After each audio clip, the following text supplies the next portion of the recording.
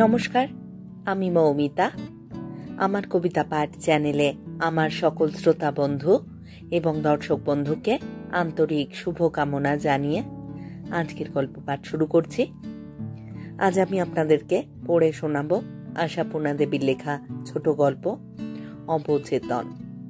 শুনতে থাকুন আজকের গল্প অবচেতন।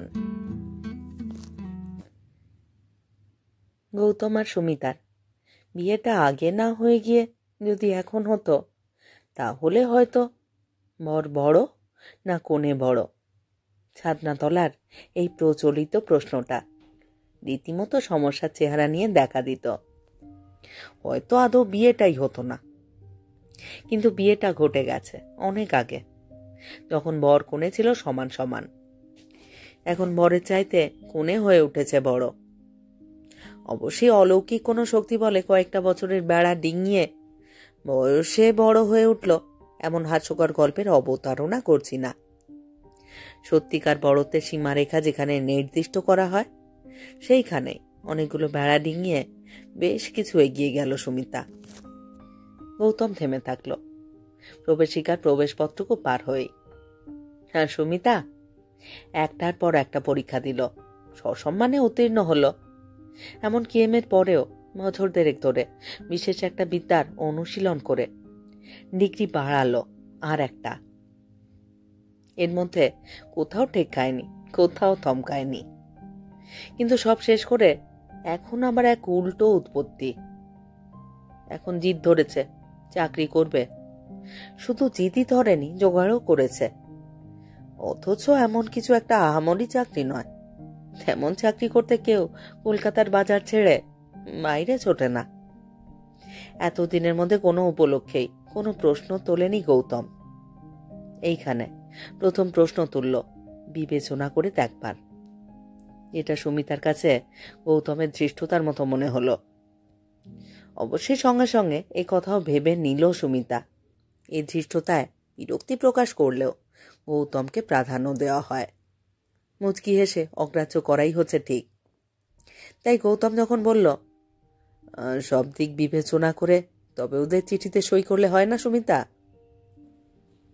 সুমিতা তখন কলমের মাথার টুপিটা খুলে তলায় পড়াতে বলল, বিবেচনাটা তোমার পরামর্শের অপেক্ষায় এখনো পর্যন্ত তুলে রেখেছি। এইটাই তোমার ধারণা নাকি?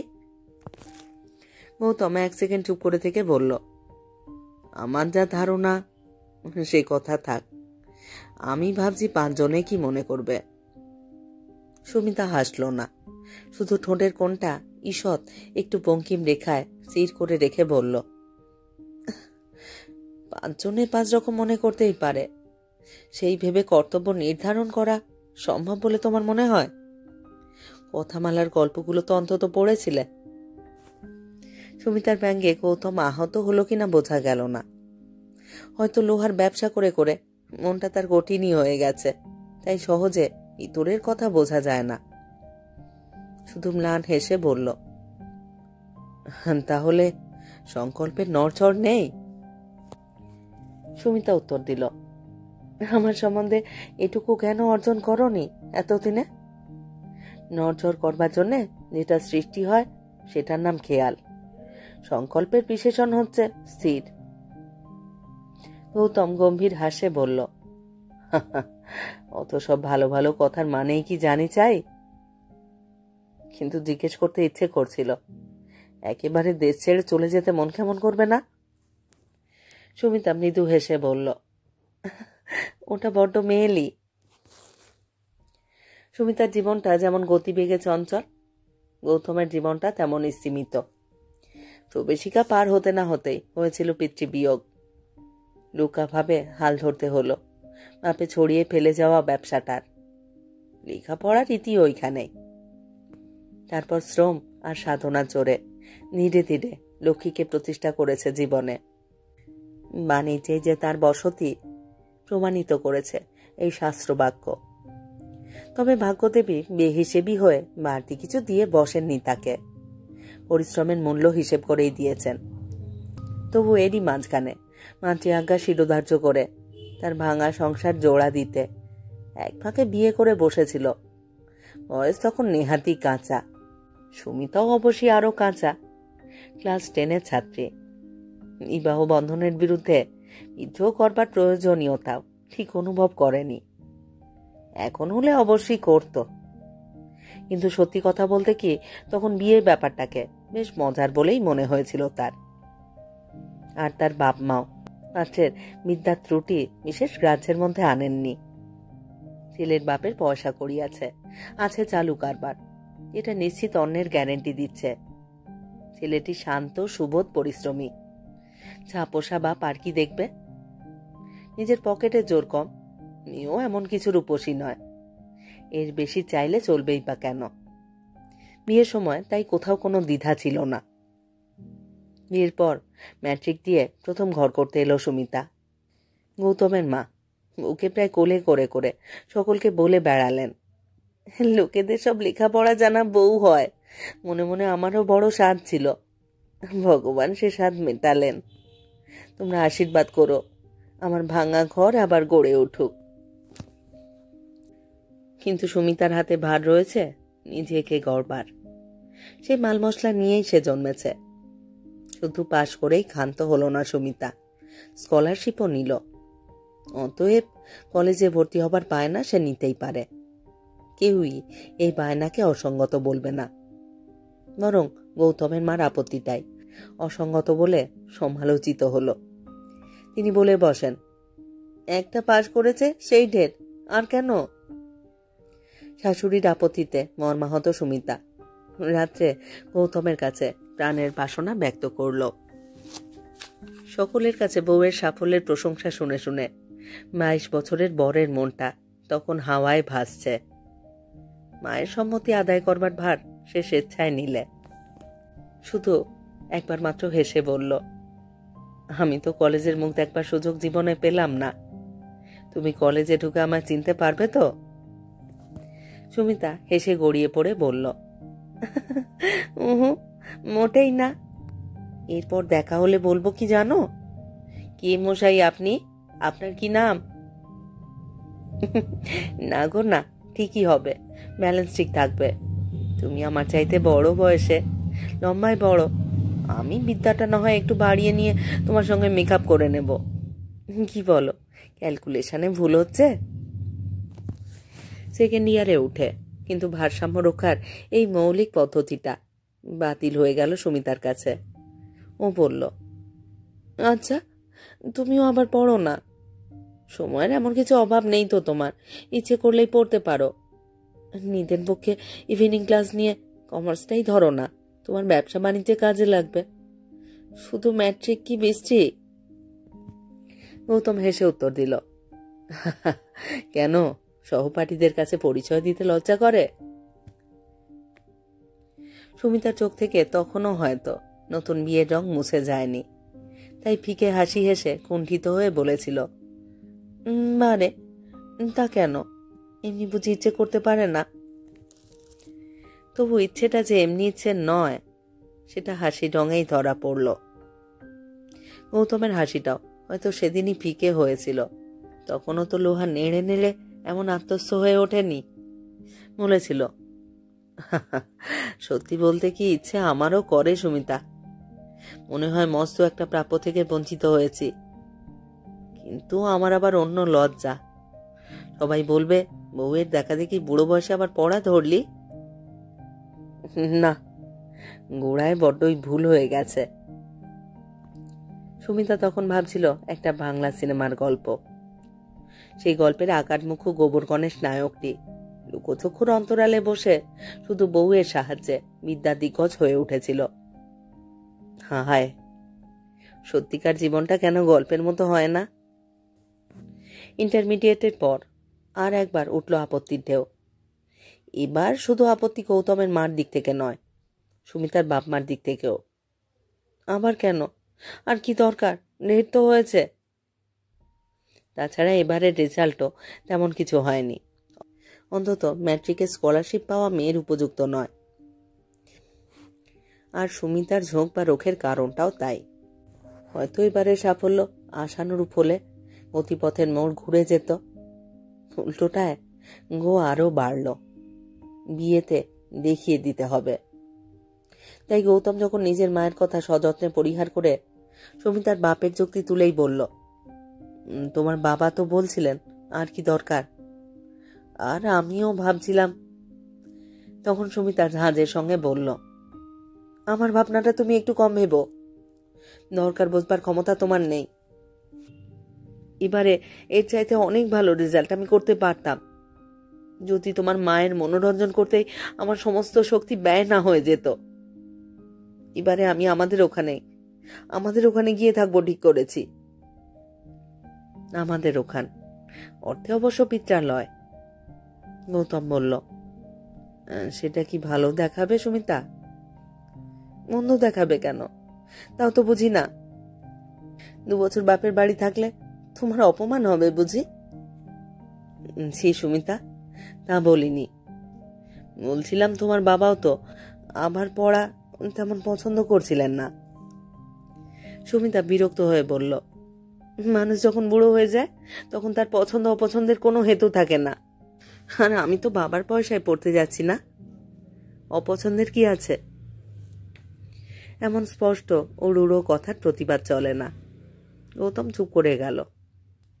শ্বশুরের সঙ্গে কথা কয়ে ব্যবস্থা করে আসতেও দেরি করল না। আর যাবার সময় সুমিতা বলল, চলে যাচ্ছি বলে রাগ করে আবার যাওয়াটাও বন্ধ করো না যেন, যেও মাঝে মাঝে।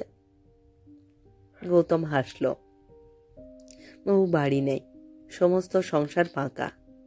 গৌতমের মা তিষ্ঠ হতে পারেন না। রেগে গিয়ে ছেলেকে বলেন, তুই এমনি আশকারা দিয়ে বউকে বাড়াবি? মেয়ে মানুষ যা জেদ ধরবে তাই করবে। গৌতম হেসে বলল, লেখাপড়ার ইচ্ছেটা তো খারাপ নয় মা, করো না বলি কি করে? তাই বলে তোর চাইতে এতখানি তালেবর করে তুলতে হবে? করে তুলতে কে কাকে কতটুকু পারে মা? যে যা হবার নিজের ক্ষমতাতেই হয়। আর তোর এই কাঁড়ি কাঁড়ি টাকা খরচটা বুঝি কিছু নয়? তা যদি বলো মা, মারি ফারি গয়না দিতে হলেও তো কাঁড়ি কাঁড়ি টাকা লাগতো। মা বললেন, তোর এই মুখুমিতেই বউয়ের এতবার বেড়েছে। গৌতম সকৌতুকে বলল, মুখুর পক্ষে মুখুমিটাই তো স্বাভাবিক মা। তাছাড়া উল্টোটা করলে আবার তোমার বউ এমনও তো ভাবতে পারে আমি হিংসে করে ওর উন্নতির পথ আটকাচ্ছি। ভাবলে তো বড় বই গেল। বউ ভালো ভাববে ওই আল্লাহ ধুয়ে জল খেগে যা। এরপরে যখন বউ 4খানা পাশ করে চতুর্ভুজা হয়ে খুব বরের ঘর করতে চাইবে না, তখন দেখবি মজা। গৌতম বেজায় হেসে ওঠে। হেসে বলে, কেন বাপু? সেই কালে সব মহামহা পণ্ডিতরা তো মুখ্য বউ নিয়ে ঘর করে গেছেন। এই তো যেমন আমার দাদামশাই, তিনি যে বিদ্যের জাহাজ ছিলেন, আর দিদিমাটি তো ব্যাংকের কাগজে টিপসই দিতেন। তাকে নিয়ে বুঝি ঘর করেননি দাদামশাই? তা তোমার মা বাপের কথা তুমি জানো বাছা। গৌতমের মা চোটে মোটে বললেন, ঘর করবেন না বলে মাথার মণি করে রাখতেন। বিদ্যে খাটো বলে মানুষটাকে খাটো করবেন নাকি? মার এতটুকুর আগে থরহরি কম্প। কি সর্বনাশ, তাই নাকি? সেই খেলে বুড়োদেরও এত সব ছিল? তবে আর আমাদের দোষ দাও কেন বাপু? মুখিস নে, তোদের সঙ্গে তাদের তুলনা। তোদের এখনকার হলো জোর হস্ত ভয়, তাদের ছিল ভালোবাসার খাতির। কিসের সঙ্গে কিসের তুলনা? সুমিতার মা বাপ মেয়ের আড়ালে বলা বলি করতে লাগলেন, জামাই যদি পড়ায় আমাদের আর কি বলবার আছে বলো? বোঝাতে গেলে হয়তো মেয়ের অভিমান হবে, ভাববে এখানে থাকার জন্যই আপত্তি করছি। তবে কি না, মেয়েটি থাকলেই তো নিত্যি জামাই আসা আসি, ঝঞ্ঝাট বেড়ে গেল ঢের। তা এসব তো কবছর আগেকার কথা। নিত্যি যাওয়া আসার পথ খুলে রেখে তেমন কিছু ঝঞ্ঝাট বাড়ায়নি গৌতম। একান্তে তপস্যা করতে দিয়েছে সুমিতাকে। ছুটি ছাটাতেও শ্বশুরবাড়ি আসা হয়ে ওঠেনি সুমিতার। হয়তো বান্ধবীদের সঙ্গে দল বেঁধে গিয়েছে কলকাতার বাইরে এখানে ওখানে, হয়তো বা প্রফেসরদের সঙ্গে গিয়েছে নালন্দায়, গিয়েছে শান্তিনিকেতনে। গৌতমের মা দিন গুনছিলেন পড়া সাঙ্গ হওয়ার, নিজের জন্যে নয়, আর ও বউ এসে যে কাঁচা কাপড়খানা পরে তাকে এক ঘটি জলও এগিয়ে দেবেন না তা তিনি বুঝেছেন। তবে দিন গুনছিলেন ছেলের জন্যে।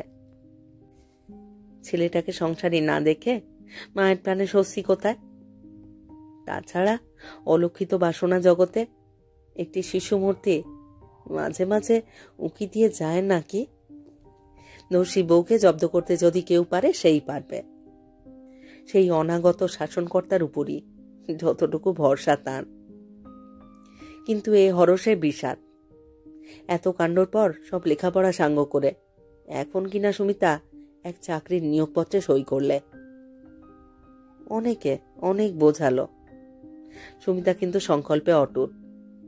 সকলে বললে, তোমার বরের পয়সায় খায় কে বাবা? তোমার এই কষ্ট সাধনের দরকার কি? সুমিতা উত্তর দিলে, বসে খাবারই বা জাস্টিফিকেশন কি? এতদিন ধরে যা শিখলাম সেসব তো তাহলে অর্থহীন হয়ে যায়। অতএব যাত্রার আয়োজন বহাল থাকলো। যাবার আগে কয়েকদিনের জন্য এই বাড়িতে বেড়াতে এলো সুমিতা। সৌজন্যের প্রতিমূর্তি হয়ে কুশল প্রশ্ন করতে গেল গৌতমের মার কাছে। ভদ্রমহিলা মুখ ভারী করে বসে থাকলেন। সুমিতা উঠে এলো। শুধু একবার এই ভেবে হাসি পেল, একদা এই মানুষটাকে কি অহেতুক ভয়ই করেছে। গৌতম এক সময় বললে, মার কাছে আর একটু বসলে পারতে। বসবো কি, তোমার মা তো কথাই কইলেন না। একটু অভিমান হয়েছে, খানিকটা কাছে টাছে বসলে ওটা কাটতো। সুমিতা সারাদিন মার্কেটিং করে বেড়ানো ক্লান্ত দেহটাকে চেয়ারে এলিয়ে দিয়ে বললে, শুধু লোকের অভিমান ভাঙাতে পারি নে বাবা। উফ, আর কারুর তো বলিনি, শুধু মার। বয়স হয়েছে তো, একটু ভানেতেও খুশি হন। ভানটান আমার আসে না বাপু, তাহলে তো তোমার অভিমান ভাঙাতেও আবার ভান করতে বসতে হয়। গৌতম ক্ষণকাল ওর মুখের দিকে তাকিয়ে দেখলে, কি একটা বলতে গিয়ে থেমে হঠাৎ দরাজ গলায় হেসে উঠল।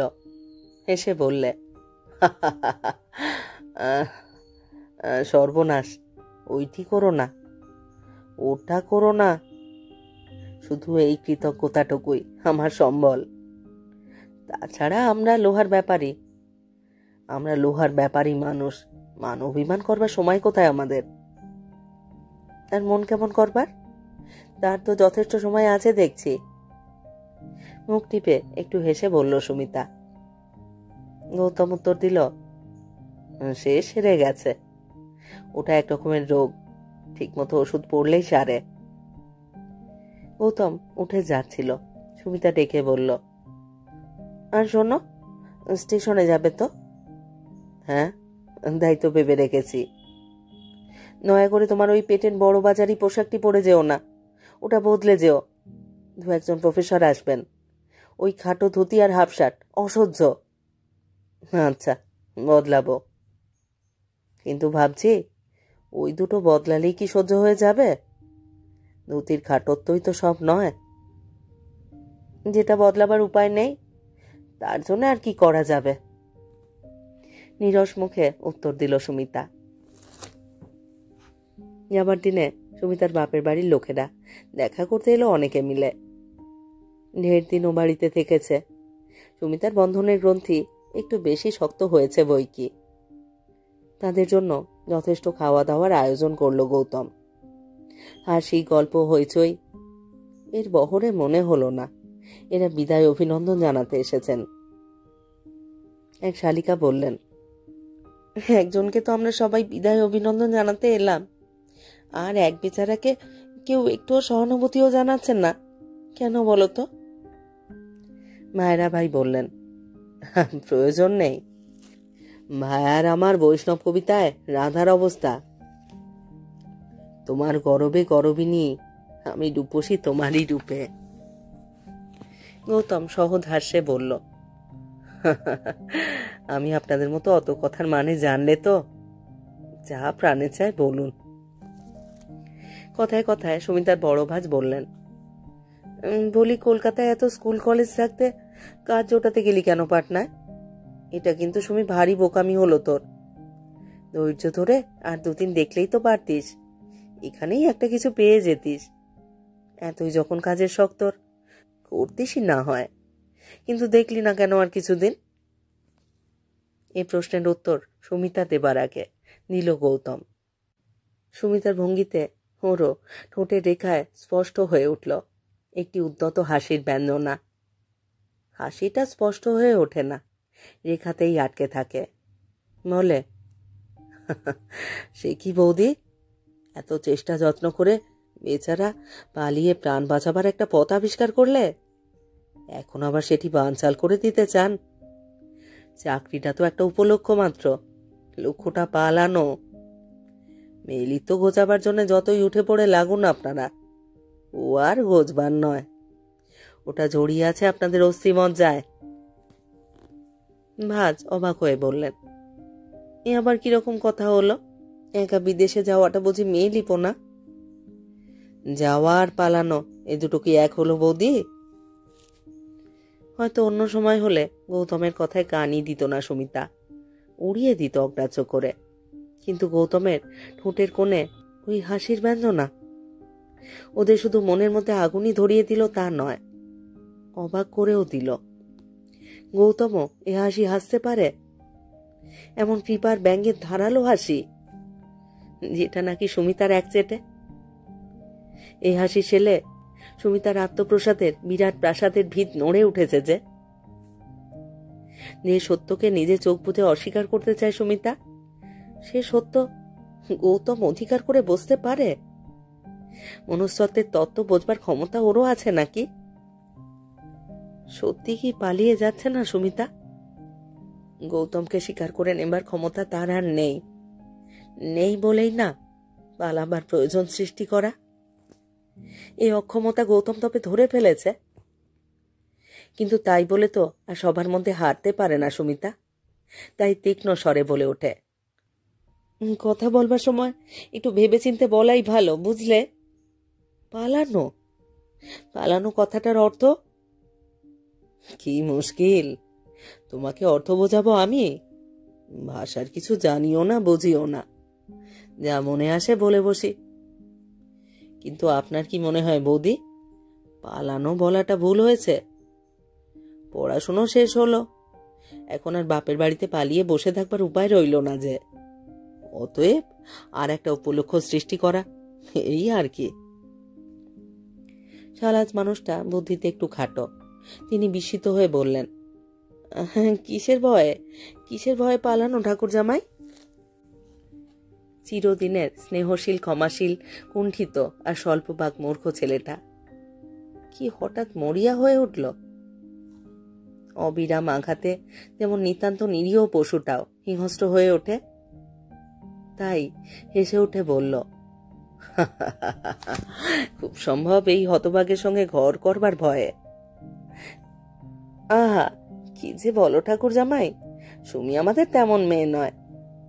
গৌতম এবার আর হেসে উঠল না, মৃদু হেসে বলল,